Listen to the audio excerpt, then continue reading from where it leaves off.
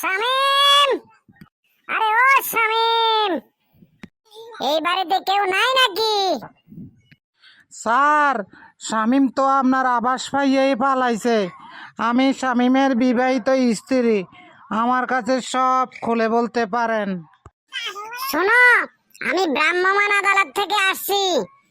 ওই পটকাটা কি করে জানো? ভোরবেলা তোমাদের সাথে চেহারি খায়, দুপুরে গিয়ে আবার ওই পর্দা টাঙানো হোটেলে ভাত খায়, আবার সন্ধ্যাবেলা তোমাদের সকলের সাথে এসে ইফতার করে।